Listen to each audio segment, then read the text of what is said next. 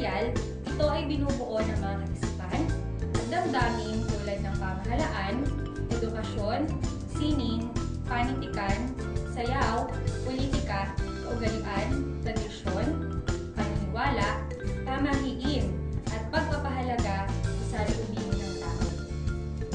Una, talakayin natin ang edukasyon. Alam ba ninyo na hindi katulad natin ngayon ay walang formal na edukasyon ang ating mga ninuno? Natuto lamang silang sumulat at bumasa, bunga ng kanilang karanasan at pagmamasid sa kalikasan.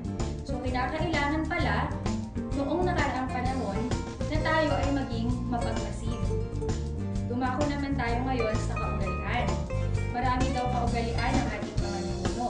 Halimbawa, bago mag-asawa ang lalaki, ay naninilbigan siya sa pamilya ng babae, ibig niyang pakasalan.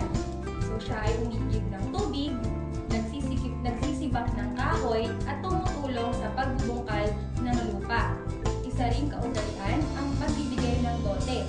Ano ba ang dote? Ang dote ay bigay kaya sa magulang ng babae. Ito ay maaaring pagbibigay ng mahalagang bagay tulad ng alahas, lupa, o bahay. Ito ang gagamitin ng mag-asawa upang magsimula ng kanilang bagong buhay. Sa pamahalaan naman, noon pa man ay may kaalaman na sila sa pamamahala. Balangay daw ang tawag sa kanilang pamayanan. Alam ba ninyo kung ano ang balangay? Ang balangay ay nanggaling sa salitang Malay na ang ibig sabihin ay barangay. Binubuo ito ng 30 hanggang 100 pamilya. 3 ang kanilang pinuno.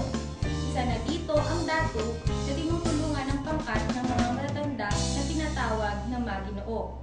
Sila ay nagbibigay payo sa datu. Ang datu ang nagpapatupad ng mga itinakdang batas. Sa atin ngayon, ang namumuno sa ating barangay ay ang ating kapitan at may mga tumutulong sa kanya.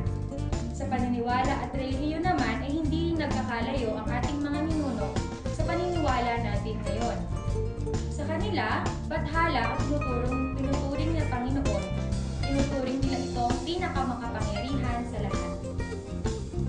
Sa sining at hagam naman, makikita ang mga nakaukit at nakalilok sa bubong at ibang bahagi ng bahay ng ating mga ninuno. Iba-iba rin ang disenyo at hugis ng kanilang mga kagamitan gaya ng lampara, baul, at iba pa. Ang pagkahilig nila sa sining ay pinapakita rin sa mga tattoo nila sa katawan. Ngayon, ano na nga ulit ang kahulugan ng kultura? Ang kultura ay ang paraan ng pamumuhay ng tao. Nagpakita ito ng mga kaugalian, tradisyon, mga sining at sistema ng edukasyon, musika at pamahalaan. Laging tatandaan na ang kultura ay may 2 bahagi. Ano-ano ito at ano-ano ang halimbawa nito. Ang mga bahagi ng kultura ay ang material at di material na kultura.